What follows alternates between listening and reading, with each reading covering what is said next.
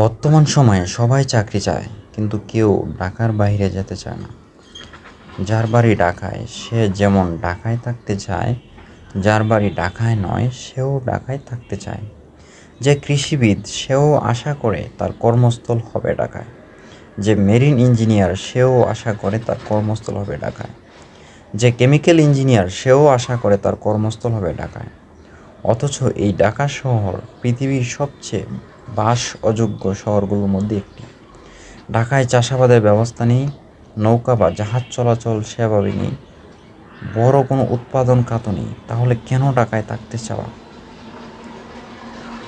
মূলত কর্পোরেটের সুযোগ সুবিধা আর ইন্ডাস্ট্রির সুযোগ সুবিধার পার্থক্যর মূল কারণ।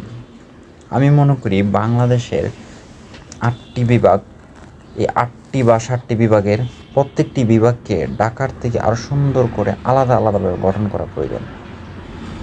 যেন সিলেটে হচ্ছে চার জন্য বিখ্যাত, সারের জন্য বিখ্যাত, এইটাকে পর্যটন এবং ইন্টারন্যাশনাল এবং চা বোর্ড ওই জায়গায় গঠন করা প্রয়োজন।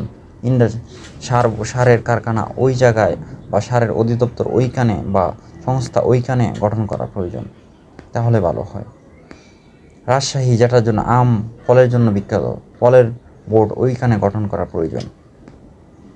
চট্টগ্রাম বন্দর নগরী, সেখানে ওইটা গঠন করা প্রয়োজন।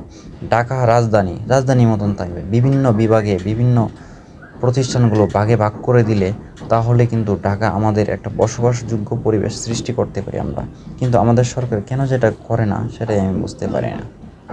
প্রত্যেকটা নাগরিকের উচিত খালি ঢাকার উপর ভরসা না করে প্রত্যেকটা বিভাগের উপর ভরসা করা, যাতে করে প্রত্যেকটা বিভাগের মধ্যে বড় বড় কোম্পানি এবং প্রতিষ্ঠান তৈরি করা, যাতে বাংলাদেশটা আমরা নিরাপদে বসবাস করতে পারি, সুন্দর একটা পরিবেশ বজায় থাকে,